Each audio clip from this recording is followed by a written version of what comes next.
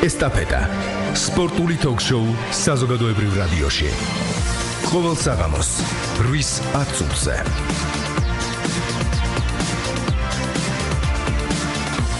მოგესალმებით, ეთერშია სპორტული ток-შოუ ესტაფეტა, მიკროფონთან ელენე ბილიხოძე. წარმოგიდგენთ დღევანდელი ჩვენი გადაცემის სტუმარს, საქართველოს ეროვნული ოლიმპიური კომიტეტის პრეზიდენტი, პარლამენტის წევრი ბატონი ლერი ხაბელოვი. 240-91-92 კითხვა და მოსაზრება რადიო 1.G-ზე გამოგვიგზავნეთ.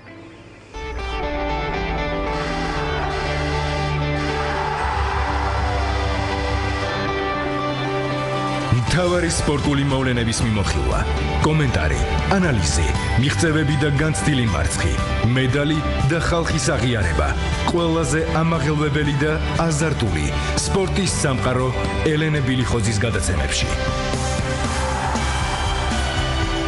სამუშაო დღეებში 8 საათსა და 5 წუთზე, 9 საათსა და 5 წუთზე, 19 საათსა და 10 წუთზე, 22 საათსა და 20 წუთზე, შაბათ-კვირას 22 საათზე, საზოგადოებრივი რადიოს ეთერში.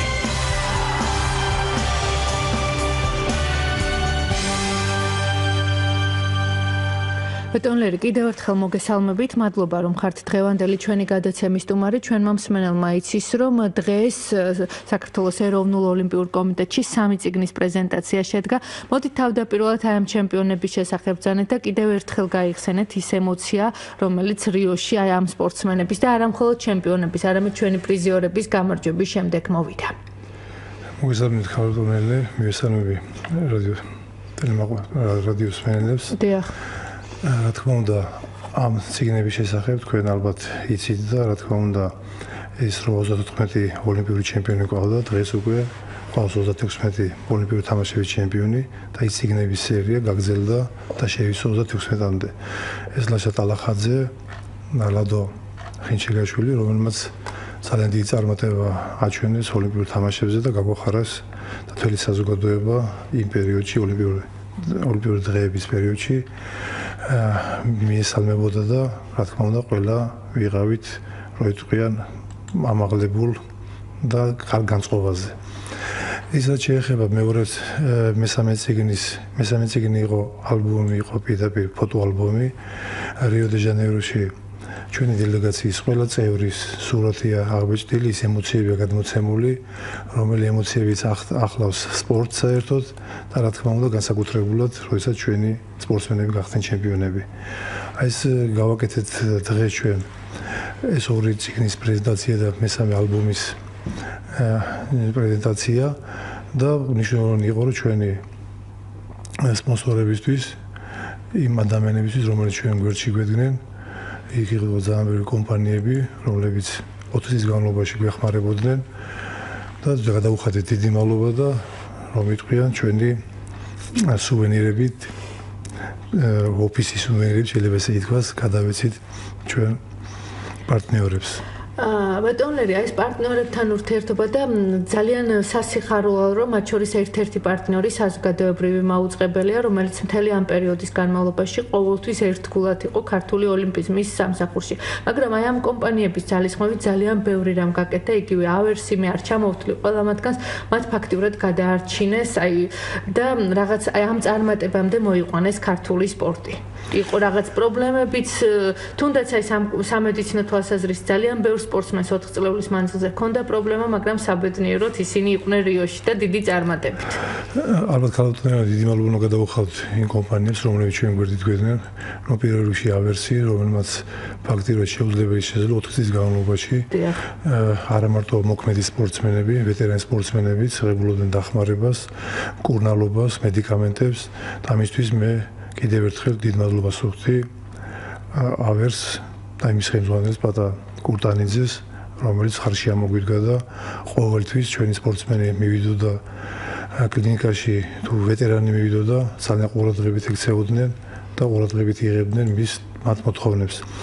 ალბათ უნდა ვთქვათ, რომ სვეტი დეველოპერული კომპანია, რომელმაც ორივე ოლიმპიური ჩემპიონს გადაცა ბინები ბათუმში და 5 ლიცენზიათ სპორტსმენს კიდევ მისცა დამატებით ეს ბინები. მათაც მინდა ძალიან დიდი მადლობა გადაუხადო ჩვენ ნაწილობრივ რა თქმა უნდა ეს დაეხმარა ნაწილობრივ ფინანსურადაც დაგვეხმარა კომპანია სვეტი რადგან ჩვენი გულშემატკივრის სახელით როგორც ოლიმპიური კომიტეტის პრეზიდენტი დიდი მადლობა მინდა გადაუხადო და იმედია ჩვენს ვითანამშრომლებს შემდგომშიც ეს გაგრძელდება თანამშრომლობა და ალბათ გვინდა გავიხსენოთ ის ბანერები რომლებიც გამოკრული რომელიც სარეკლამო კომპანია აუდიტ ჯორჯით რომელიც განათავსა თქვენ შენობაზე 3 კანდიდატი და 3 ლიცენზიანტი სპორტსმენის თქვენ გასულთ რომ ჩვენ მასივ საუბრობდით ეს სპორტსმენები იყვნენ სოფლიო ჩემპიონები და 3-დან 2 გახდა ოლიმპიური თამაშების ჩემპიონი. აქაც მე მგონი ჩვენ რო იტყვიან სწორე მიმართულება ავიღეთ და გაამართლა იმ ჩვენმა რო იტყვიან წინასწარ დაგეგმილმა დაგეგმილ შემთხვევამ და დაგეგმილმა ამოცანამ. რაც შეეხება დანარჩენ კომპანიებს, იგი აქ მინდა აღნიშნო სოკარის ძალიან სოლიდური დახმარებას. მე დიდი მადლობა მინდა გადაუხადო სოკარს, რომელმაც ფაქტიურად მხარში გვედგა, როდესაც ჩვენ ძალიან გვიჭირდა პირველი წლები, არანაირი ბიუჯეტი არ ქონდა და სწორედ სოკარი იყო, რომ მხარში ამოგვიდგა და ეს ბიუჯეტი შეიქმნა ის ფუნქციონირება, რაც ხდებოდა ოლიმპიურ კომიტეტში, თქვენ იცით ახლა შენობას მოგულა უჭირდება, ძალიან ბევრი სახსრები ჭირდება იმისთვის, რომ ფორმაში იყოს და ყველაფერს ვახორციელებდეთ და ყველაფერი შევძლოთ. ფაქტობრივად ეს გადაგვატაინა სოკარმა პირველ რიგში. მინდა Samsung-ის კომპანიას, Samsung-ს გადაუხადო დიდი მადლობა. ეს განსაკუთრებულად იღებდა მონაწილეობას პირველი 2 წელი თქვენ იცით რომ ჩვატარებთ ოლიმპიურ დღეებს, როდესაც პირდაპირ Samsung-ი აფორმებდა თავიდან ბოლომდე ამ ღონისძიებას ოლიმპიურ გარბენს. აი ეს კომპანიები რა თქმა უნდა თქვენი ტელეარხი ჩვენ ყავდა იგივე ლელოს მინდა დიდი მადლობა განსაკუთრებით თქვენ რომ პირველად ჩამოზანებული იყო პირველი არხი რიო-დე-ჟანეიროში და აშუქებდა ყველა მოვლენას რაც ხდებოდა ოლიმპიურ თამაშებზე. აი ეს კომპანიებს ერთობლივად კიდევ ერთხელ დიდი მადლობა. ბატონლერი, ალბათ აი სამომავლო ძალიან მნიშვნელოვანი იქნება რომ ერთგვარად კანონშიც აისახოს და კანონმაც დაარეგულიროს სპორტის და ბიზნესის ურთიერთობა და თუ კი თქვათ ეს საკანონმდებლო ბაზით აისახა ძალიან ბევრი კომპანია გამოთქვავს ალბათ სურვილს და ბიზნესმენი რომ მოვიდეს და სპორტში ჩადოს თქვათ ეს საკუთარი ინვესტიცია. რა თქმა უნდა ეს რაც მე ჩამოვთვალე კომპანიები ეს რა თქმა პირადი ურთიერთობიდან გამომდინარე მოხდეს ყველაფერი, მაგრამ თუ იქნება კანონით განსაზღვრული და სწორი მიმართულება ექნება მეტი კომპანიების შემოვლენდა, რა თქმა უნდა მეტი საშუალებები გაუჩნდება ოლიმპიურ კომიტეტს და საერთოდ სპორტის ფედერაციებსაც. ამ კუთხით საუბრობთ, ნახავთ რა გამოგვივა, იყო რამოდენიმე საუბარი, ვიღებთ რამოდენიმე რო იტყვიან ვარიანტს, იგივე სადასხო სისტემა თქვენ იცით რომ ესტონეთის მოდელი შემოდის, იქ არის მუშაობს სხვათა შორის ეს კანონი და შეიძლება პირდაპირ გადმოვიღოთ და თქვათ რომ რადგან არის სადასხო სისტემა გადაიცა ესტონეთის მოდელზე, შეიძლება რომ ამ ნაწილში ჩვენ თქვათ რომ სპონსორთა მიმართებაში კანონიც მივიღოთ, რათა ის გამართლებული იყოს და უფრო ეფექტური იყოს ჩვენი საზოგადოებისთვის და ჩვენი სპორტსმენებისთვის. ბატონლერი, ჩვენ მომსმენელმა იცის, რომ 23 დეკემბერს გაიმართება ეროვნული ოლიმპიური კომიტეტის საარჩევნო საანგარიშო ყრილობა. მოდით ერთგვარად ის 4 წლიანი ეტაპი შეაფასეთ, როდესაც თქვენ იყავით ოლიმპიური კომიტეტის ხელმძღვანელი. რა იყო ის მთავარი პრიორიტეტი, რომლითაც გაგვთ ეს განცდა, რომ მე ამაყი ვარ და ბედნიერი? ჯერ ვარ ოლიმპიური კომიტეტის პრეზიდენტი, 23-მდე სანამ არ ჩადარდება ყრილობა და არ გაირკვევა ვინ იქნება პრეზიდენტი. რაც შეეხება განვლილ პერიოდს, მე თამამად შემიძლია თქვა, რომ ძალიან ბევრი გააკეთა ოლიმპიურმა კომიტეტმა. არც ერთ ეტაპზე 25 წელი შეუსრულდა ოლიმპიურ კომიტეტის 2014 წელს ჩავატარეთ ჩვენ საიუბილეო თარიღი და არც ერთ ეტაპზე ესეთი წარმატებული ოლიმპიური ციკლი არ ქონია. რამე თუ შემიძლია ჩამოთვალოთ თამამად, პირველი ალბათ გავიხსენებდი იგივე 25 წლის საიუბილეო თარიღს, როდესაც ჩვენ მოვიწიეთ ოლიმპიური კომიტეტის პრეზიდენტები, თომას ბახი ესწრებოდა, პატრიკ ჰეიკი ესწრებოდა ევროპის ოლიმპიური კომიტეტიდან და გრანდიოზული გალა კონცერტით დავამთავრეთ ჩვენ საზეიმო ეს ჩვენი იუბილე. და რაც შეეხება კიდე მეორეს ალბათ მნიშვნელოვანი იყო და ჩემი ინტერვიუში თქვი, ეს იყო ბაქოს ევროპული თამაშები, სადაც 104 სპორტსმენი იღებდა მონაწილეობას, ამ რაოდენობით არც ერთ ეტაპზე არ მიუღია საქართველოს გუნდებს და საქართველოს ნაკრებს და საქართველოს მთლიანად მონაწილეობა. ეს ჩვენ შევძელით და იქაც ჩვენ წარმატებულად რო იყვიან დავასრულეთ ჩვენი შეჯიბრება, პირველი თამაშები, 16 მედალი ავიღეთ, 2 ოქროს მედალი და 21 ადგილი გუნდურ ჩათვლაში. ესაც დიდი წარმატება მიმაჩნია. ის რომ ალბათ ყველაზე მნიშვნელოვანი მაინც ჩვენთვის და პირადად იმიტომ რომ ვიტყვი ლომისული მიმისთვის თბილისის 2015-ის ღონისძიების ჩატარებაში აქ საუბარი აქ შეიძლება დაიყოს ორ ეტაპად, ერთი რომ სპორტული ნაწილი და მეორე საორგანიზაციო. სპორტულ ნაწილში თქვენ იცით რომ ავიღეთ 10 მედალი, 4 ოქროს მედალი, 6 ბრინჯაოსი და გუნდურ ჩათვლაში მე-10 ადგილი. ეს დიდი წარმატება იყო, რამე თუ ფესტივალის მთლიანად მე-13 ჩატარდა თბილისში, ეს შედეგი არ ქონია, ყველა საკუთრივ შედეგი იყო მე-13 ადგილი და აქ უკვე მე-10 ადგილი. ეს წინწაწეული ნაბიჯი იყო. თქვენ იცით ნანძისში ჩატარდა ოლიმპიური თამაშები, ეგაც სპორტულ ნაწილში ჩვენ რომ ვიტყვიან, ალკოჰოლი ესეთი ყავდა ერთი პრიზიორი, ახლა უკვე 4 პრიზიორი ყავდა. ჯერ ოქროს არ ვარ, ვფიქრობთ არგენტინაში ერთი ოქროს მედალი მაინც გვექნება, როდესაც ჩატარდება ოლიმპიური თამაშები მეორეთი უკვე. და ამისთვის ჩვენ მემზადებით და ვფიქრობ, რომ ჩვენი სპორტსმენები გაამართლებენ ნდობას, რამე თუ ყავს ახალგაზრდები, რომლებსაც შეუძლიათ რომ მოიპოვონ ოქროს მედალი. და რა თქმა უნდა, რიო-დე-ჟანეიროს ოლიმპიური თამაშები, როდესაც ჩვენ საუბრობთ, რომ სლოგანი ქონდა, რომ უკეთ ვიდრე ლონდონში, ალბათ ყველა დამეთანხმებით, რომ შესრულდა ეს მოწოდება და უკვე ეს შედეგი ვაჩვენეთ, ვიდრე იყო ლონდონში. ეს სპორტული ნაწილი მთლიანად და საორგანიზაციო ნაწილში კიდევ დაუბრუნდებით თბილისში 2015-ს, თქვენ იცით, რომ 6 ახალი ობიექტი შევქმნით, 6 გარემონტებული, რომელიც ფაქტიურად გაახლებულია და რო იტყვიან ამ პროექტშიც, ოლიმპიური პროექტი იყო ეს, მიიღო მონაწილეობა თბილისის მერია, თვითონ ცენტრალურმა ბიუჯეტმა, მთავრობაზე მაქვს საუბარი და ოლიმპიური კომიტეტის წვლილი ძალიან დიდი იყო, ლომის წვლილი იყო, რომ ნამდვილად ჩვენ სპორტის და ახალგაზრდობის საპარლამენტო კომიტეტთან ერთად ოლიმპიურმა კომიტეტმა დაუმტკიცა მთავრობას, რომ აუცილებელია ის, რომ ეს ობიექტები შექმნილიყო.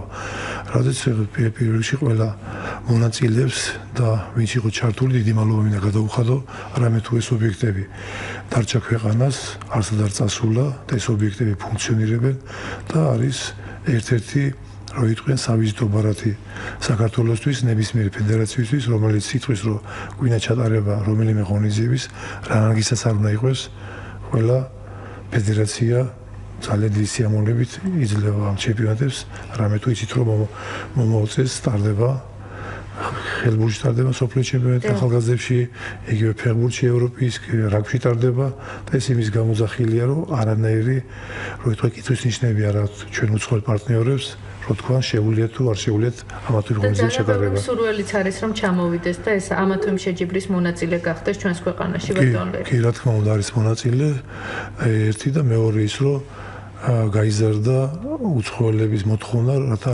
ჩაატარონ შეკრებები ჩვენ სპორტსმენებთან გაიაროს და ესაც თავისებურად არის დიდი, რო ვიტყვი, დიდი მიღწევა. ბატონლერი, მსმენელი გველოდება, მოდით მას მოусმინოთ, გისმენთ, გამარჯობა.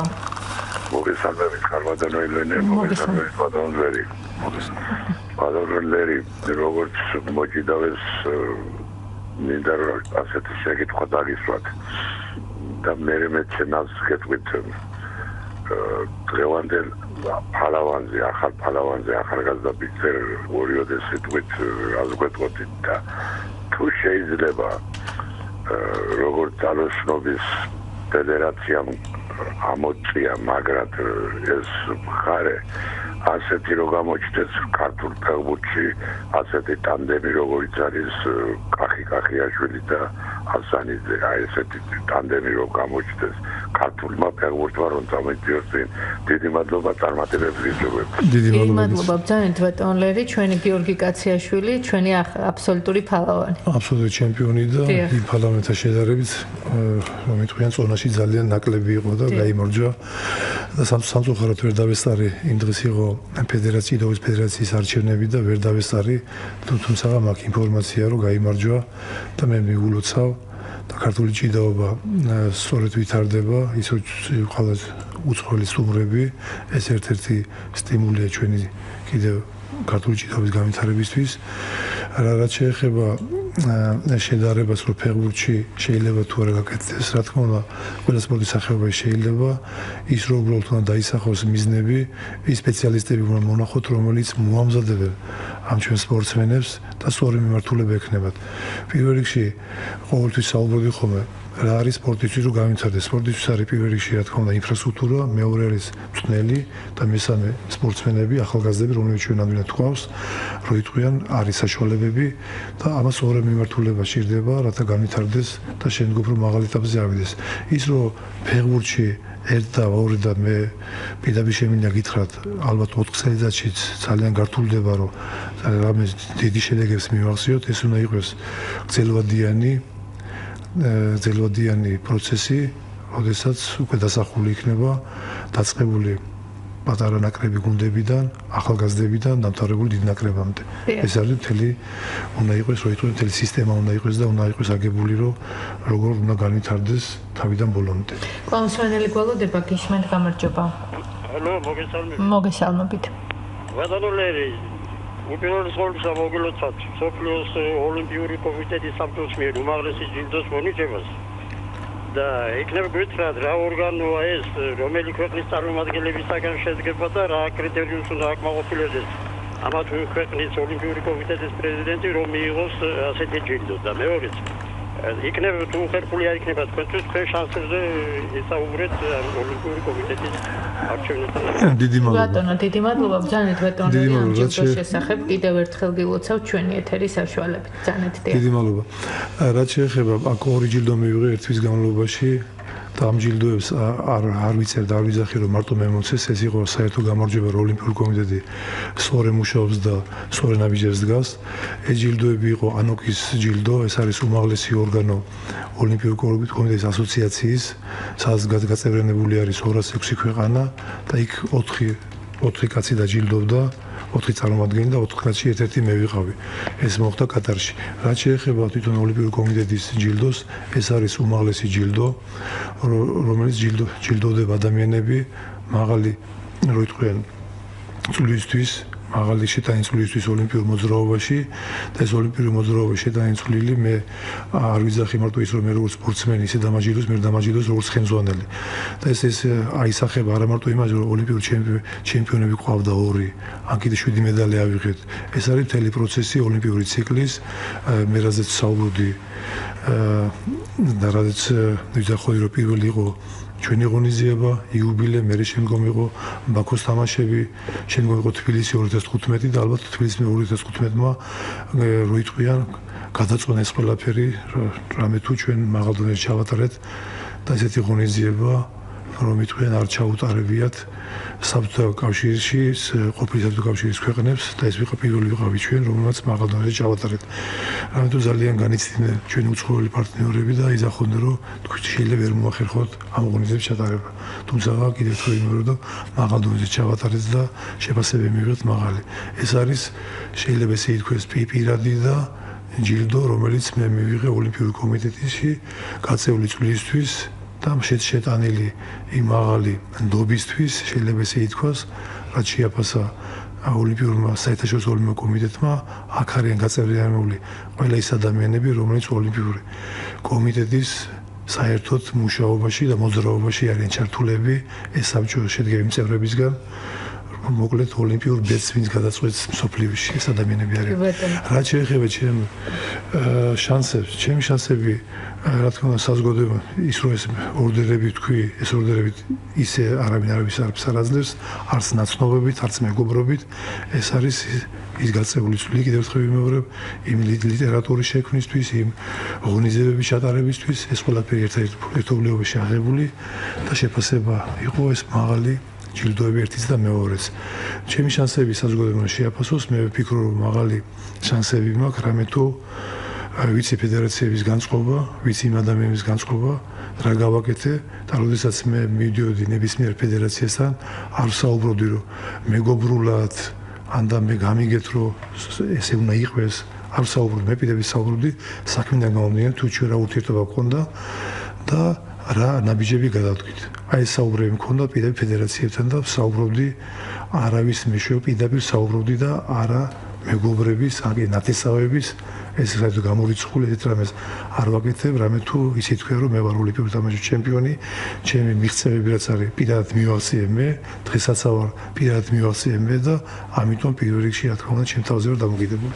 ბეტონერი კითხვა ჩვენს ვებგვერდზეც არის, ჩვენი მსმენელი მოგესალმებათ და ის ამბობს, რომ ჩემი აზრით თქვენ ხართ წარმატებული ოლიმპიური კომიტეტის პრეზიდენტიო და როგორ შეაფასებთ თქვენი კონკურენტის ირაკლი, როგორ შეაფასებთ არჩევნებზე თქვენს კონკურენტ ირაკლი მეძმარიაშვილს?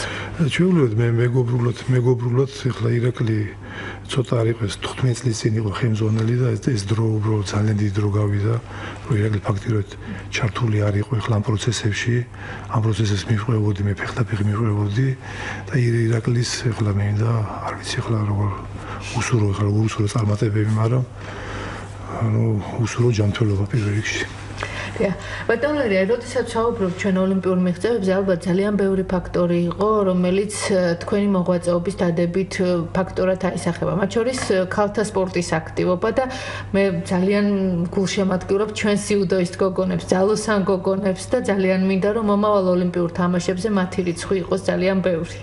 ქალი და სპორტი ეს ძალიან მნიშვნელოვანი ფაქტორია ბატონერი. რა თქმა უნდა, გენდერული თანასწორობა უნდა დავიცვათ, რაც შეეხება უბრალოდ სანამ ეხლა ოლიმპიურ თამაშებთან და სპორტსმენებს მოვიდოდით გოგონა სპორტსმენებზე, თქვენ ალბათ გახსოვთ, როდესაც ჩვენ ფესტივალი ჩავატარეთ, რამდენიმე ფედერაცია, იქ იცით რომ 9 ფედერაცია იღებდა მონაწილეობას, საუბარი იყო კალათბურთზე, ხელბურთზე, ფრენბურთზე, რაც გამოთქვეს ფედერაციის პრეზიდენტებმა, რომ ჩვენ არ აყვარს ის გუნდი, რომ შეგვიძლია წინადადება გავუწიოთ ამა თუ იმ ქვეყნის წარმომადგენლებს.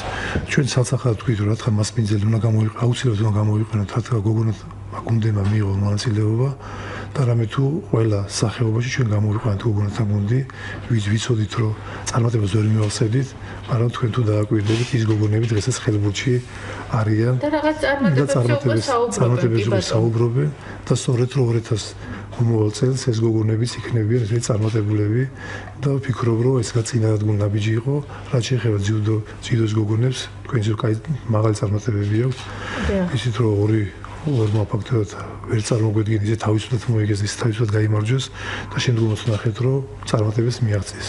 ეს ვითარდება და განსაკუთრებულად მინდა ვთქვა რომ რიო-დე-ჟანეიროს ოლიმპიურ თამაშებზეც ეს რეკორდული მაჩვენებელი იყო გოგონათა თანდე არ მიუღია მონაწილეობა ესეთი რაოდენობით და იმედია მომავალშიც არ მოერიდება და ჩვენ რაღაც ცოტა აზიასთან ახლოს ვართ, გოგოები არ არიან ჩართული სპორტში, მაგრამ მეგონი გამოსვლდება და ეს ერთ-ერთი მაგალითი იქნება, რომ მეტი გოგონა მოვიდეს სპორტის სექციებში. თუმცა ძალიან ბევრი მშობელი დღეს უკვე აბსოლუტურად სხვაგვარად ფიქრობს და თავად არის უკვე გულშემატკივარი, სულ რამდენიმე ხნის წინ თათია ლორთქიფანიძე იყო ჩვენთან სტუდიაში მამასთან ერთად და უკვე შეიძლება ითქვას, რომ მისი მაგალითი ძალიან ბევრი მშობლისთვის მისაბაძია. ძალიან კარგია, მაგალითები საერთოდ სპორტში აუცილებელია.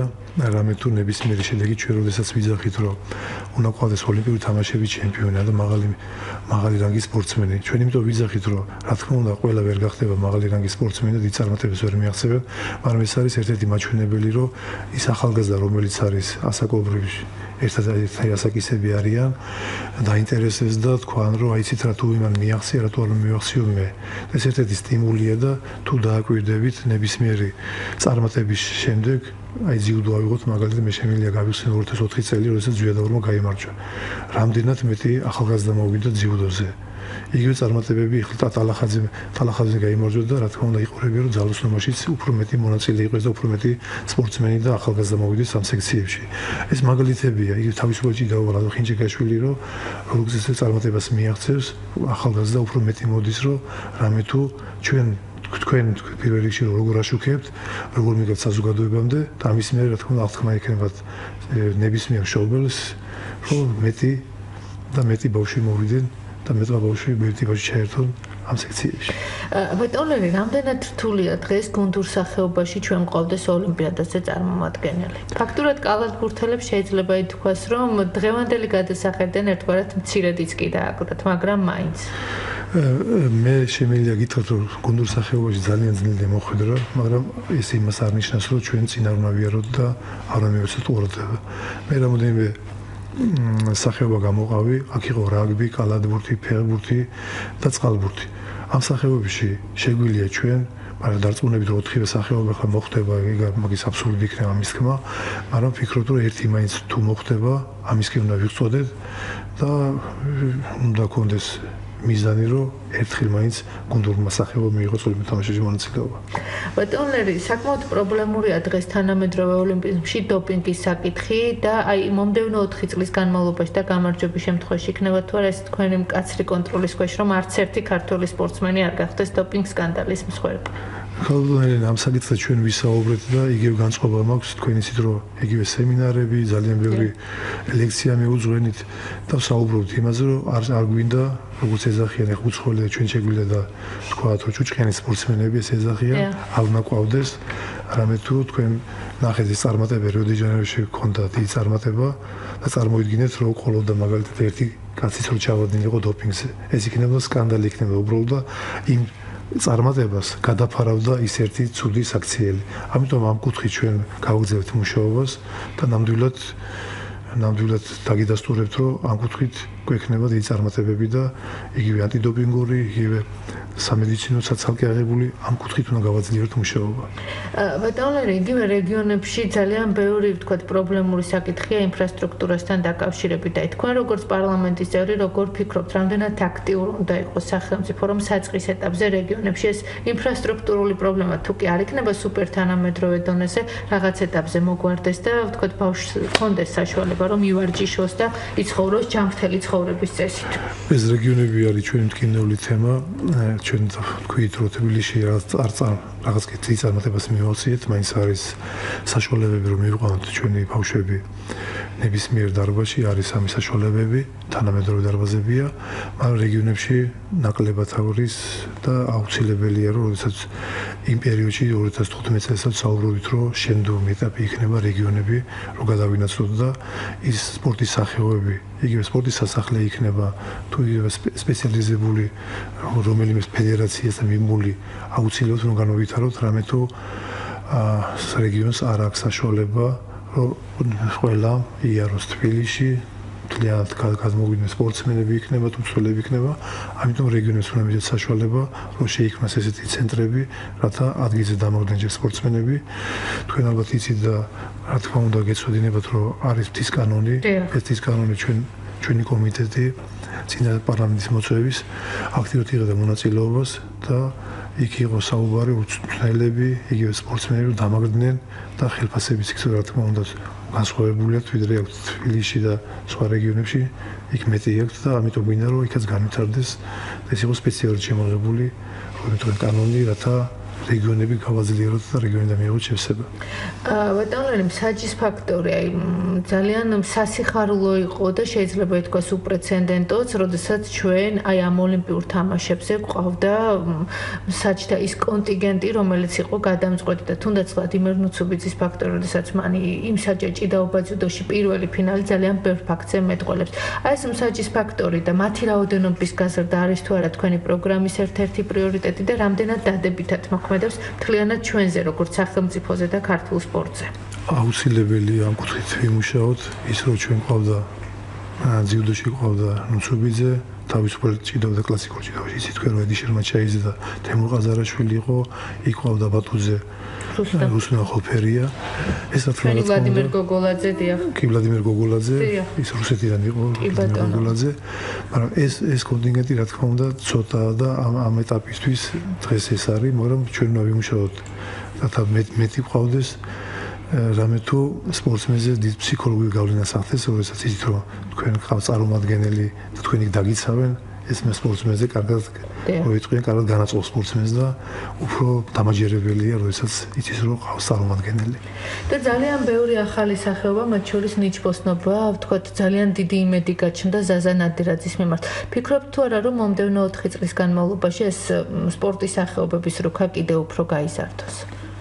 აი, როდესაც ნადირაძე საუბრობ ჩვენ, თქვენ ალბათ გახსოვთ, რომ ზოგ მარტი ცოტა თუ ყავდა ესეთი სპორტსმენი, რა თქმა უნდა, ოლიმპიურ კომიტეტმა იცოდა ფედერაციამ, როდესაც ჩვენ პირველად შევეხეთ და ვნახეთ წარმატებები, იქ იყო ევროპის ბრინჯაოს პრიზიორი იყო ახალგაზრდებში, თქვით, რომ რაც შეიძლება მეტი სახეობა შემოვიდეს.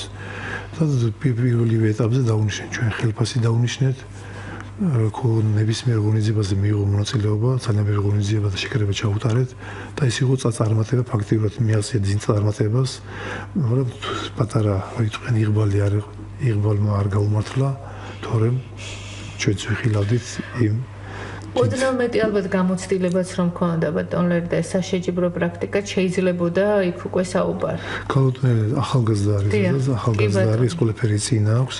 ამიტომ ჩვენ ნახეთ რომ იმ ელიტაში არის, რო იტყვიან და შეუძლია ნებისმიერ წარმატებას მიაღწიოს. ამ გულით ჩვენ ვიმუშავებთ.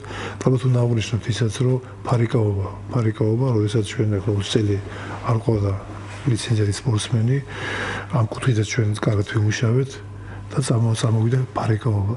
და ნებისმიერ სახეობა ხლა მარტო ამაზე არის გამახვილება ყურადღება რომ ერთ და ორ სახეობაზე. ჩვენ რა თქმა უნდა უფრო მეტმა მიიღო მონაწილეობა, ამ შემდგომშიც ამას გავაკეთებთ და უფრო მეტ სპორტსმენზე უფრო მეტ სახეობას მოვიზიდავთ.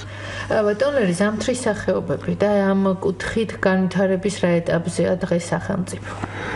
ძალიან ძიმე მდგომარეობა ზამთრის სახეობებში, ფაქტიურად არ გვაქვს ბაზები. იცით რომ ამ ნაწილში ძალიან მოვიკოჭლებთ, ძალიან სუსტად გამოიყურებით.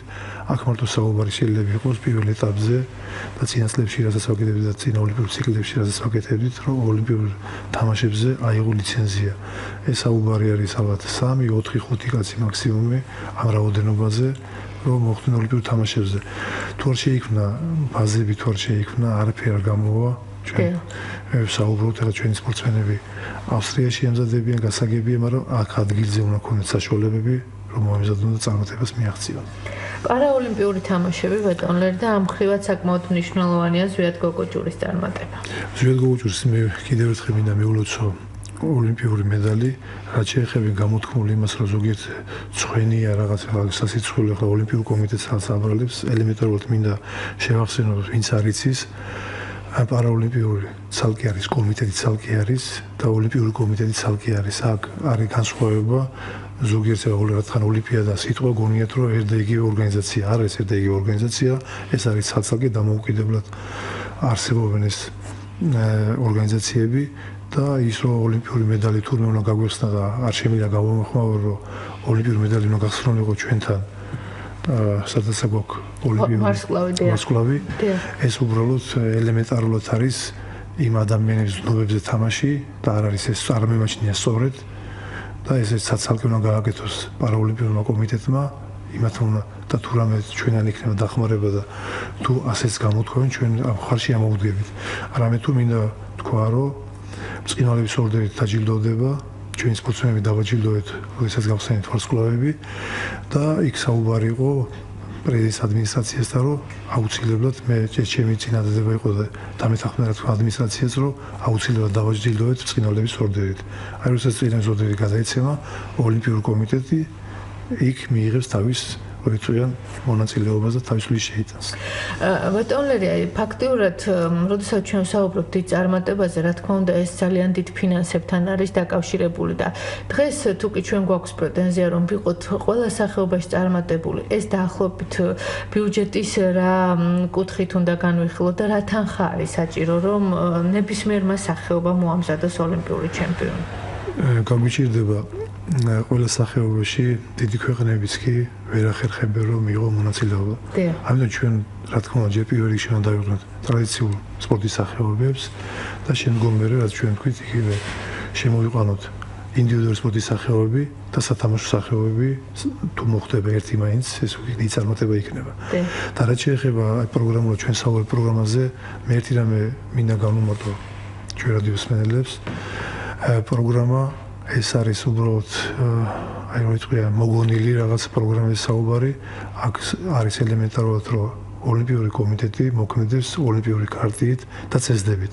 ეს ყველაფერი არის გაწერილი და თუ რამეს დავამატებთ რომ იგივე სპონსორების კუთხით მაგალითად რომ ცალკე უნდა შეიქმნას მე ვსაუბრობ თქვენთან რომ ოლიმპიური ფონდი უნდა შეიქმნას ცალკე ეს ცალკე თემა ეს სამუშაო და ეხლა მას თუ დავაკვირდით პროექტს კი ბატონო დავარქვათ ეს მაგრამ რეალურად რაც არის თავის რო იტყვიან თავი და ჩონჩხი რაც არის ეს არის ოლიმპიური კარტია და ჩვენი წესდება. ბატონლერი, აი, ჩვენ ვსაუბრობთ ფაქტიურად ძირითადად სპორტსმენებზე, მაგრამ ალბათ იგივე წლევანდელი და 2015-ის მთავარი მონაპოვარი იყო და ამ 4 წლეულის მოხალისის ინსტიტუტის ჩამოყალიბება. ანუ ჩვენს მოხალისეს უკვე ნებისმიერი რანგის შეჯიბრზე, ნებისმიერი რანგის ღონისძიებაზე შეუძლია ღირსეულად წარმოაჩინოს საქართველოს. ეს არის ნამდვილად აი ოლიმპიზმის დამსახურება, რაც ფაქტიურად კარტით არის გაწერილი. რა თქმა უნდა, დიდი მიღწევა და სხვათა შორის მინდა ყველა მონაწილეს და არა მარტო მონაწილეს თქვენ იცით რომ დაახლოებით 4000 ახალგაზრდა შეირჩა და ჩვენ 1900 ახალგაზრდამდე მიიღო ამ ღონისძიებაში მონაწილეობა. დიდი კმაყოფილებით, როდესაც მე დღესაც იცით ჩასული ვიყავით და საუბრობდით ჩვენ დიდონ ამ ოლიმპიურ ფესტივალზე პირველ რიგში აღნიშნავენ, რომ მოხალისეთა ინსტიტუტი, რომელიც ჩვენ ფაქტობრივად არ გვქონდა, ეს შეიქმნა აი როდესაც დაიწყო ჩვენი პროგრამა და ფაქტობრივად ბოლოში, როდესაც უკვე შეფასებით ნაწილში გადავედით, მაღალი შეფასება მიიღო. ბატონო, ნელ-ნელა სრულდება ჩვენი გადაცემა და თქვენი პროგრამის ერთ-ერთი მთავარი პრიორიტეტი არის ის, რომ მომდევნო 4 წლის შეჯამებისას იყოს უფრო მეტი ჩემპიონი, გყავდეს უფრო მეტი მონაწილე და იქნება თუ არა ეს რეალური განცხადება დღევანდელი გადასახადიდან. დღევანდელი განცხადებით, როდესაც ჩვენ რო იტყვიან არ ვწვდი ჩვენ სლოგანს და შეგვიძლია თამამად თქვათ უკეთ ვიდრე რიო-დე-ჟანეიროში. ეს სლოგანი გვექნება, რამე თუ გვაძლევს იმის საბაბს ჩვენი სპორტსმენები ვსაუბრობდით იმ წარმატებებზე, იმ ახალგაზრდებზე, რომლებიც მოდიან და შეგვიძლია რომ ეს წარმატება ნამდვილად დავდოთ. და ალბათ ძალიან მნიშვნელოვანია ახალგაზრდული სპორტი, იგივე როგორც თქვათ, ჭიდაობის დიდი ოჯახის წარმომადგენელს არ შემიძლია ვთქვა ზაზა სილაგაძე და მისის ბიჭები, იგივე ვთქვათ ახალგაზრდული ნაკრებები, გიორგი გოგშელიძის დამსახურება ძალიან დიდი წარმატება. ჩვენი ძიუდოისტები ფაქტურად ეს ახალგაზრდები, ჩვენი ძალოსნები, რომლებსაც მართლაც სხვა ფურცელი დაწერეს თუნდაც წლევანდელ წელს. არ დარჩა შეჯიბრი, თუნდაც ძალოსანთა 22 медали წლების წინ ვინმეს რომ მეთქვა რომ ახალგაზრდული შეჯიბრიდან ჩამოვიდო და წარმოუდგენელი იყო. აი სწორედ გვაძლევს ჩვენი ახალგაზრდები საბაბს რომ ვთქვათ რომ ჩვენ წარმატებები გვექნება და ის წარმატებები რომლებიც არ ქონდა რიო-დე-ჟანეიროში მე მინდა მეზურმული ჭიდაობა ფაქტობრივად ერთი медали ავიღეთ აი სილაგაძის გუნდი რომელიც არის დაკომპლექტებული რო იტყვიან მაღალი რანგის სპორტსმენებით мотивация აქვს ძალიან დიდი და ეს ახალგაზრდები შეავსებენ ტოკიოს ოლიმპიური თამაშების ნაკრებს და იგივე ძიუდოში, იგივე ძალოსნობაში დიდი წარმატებებია და რო ვიძახით რომ ახალგაზრდები სწორედ კუთხით ვითარდება ეს ყველაფერი ბიძგიმის იმ ღონისძიებებმა რომ ღონისძიებით ჩვენ ჩავატარეთ და რომ ღონისძიებებში ვიღეთ მონაწილეობას და ბატონლერი თქვენ როგორ აფასებთ ჩვენთან თქვათ უცხოელი მწვრთნელის ჩამოყვანის ფაქტორს იგივე დღეს უკვე ძიუდოში საუბრობენ რომ თქვათ დამხმარე მწვრთნელი იყოს უცხოელი რაღაც მოლაპარაკების სტადიები არის და ეს არის თქვათ რაღაც ეტაპზე მნიშვნელოვანი. ეს ფედერაციის გასაწყვეტია, მაგრამ მე ვფიქრობ, რომ ის ძალოვან სპორტის სახეობებში ჩვენ საკმაოდ გამოცდილი მწვრთნელები გვყავს. რა თქმა უნდა, ამათ რესურსი პირველ რიგში გამოვიყენოთ და თუ რამე ფედერაცია ფიქრობს, რომ არის და ჭირდება დახმარება უცხოელი სპეციალისტების, რა თქმა უნდა მოვიწვიოთ, რასაც არ ნაუაროთ გვერდი, სემინარებიც უნდა ჩავატაროთ, ტრენინგებიც უნდა ჩავატაროთ და ამ კუთხით ოლიმპიური კომიტეტი არის წარმატებული, სოლიდარობის პროგრამას ვიყენებთ ძალიან მაღალ დონეზე, ყველა პროგრამა, ქალბატონელი მინდა გითხრათ, რომ ჩავატარეთ მაღალ დონეზე და ყველა პროგრამა ავითვისეთ შეიძლება ესე ითქვას. ამიტომ აგვიძლიათ ვიმუშავოთ ჩვენ. კი ბატონო, ძალიან დიდი მადლობა ბატონ ლერი ხაბელოვი, საქართველოს ეროვნული ოლიმპიური კომიტეტის პრეზიდენტი, პარლამენტის წევრი იყო დღეს ჩვენი გადაცემის სტუმარი, წარმატებები და მე კიდევ ერთხელ შევახსენებ ჩვენს მსმენელს 23 დეკემბერს საქართველოს ეროვნული ოლიმპიური კომიტეტის საარჩევნო საანგარიშო ყრილობა გაიმართება, წარმატებები. მე უკვე 22 საათსა და 20 წუთამდე გემშვიდობებით და ამ დროს დღის სპორტის ახალი ამბების შესახებ ვისაუბრებ.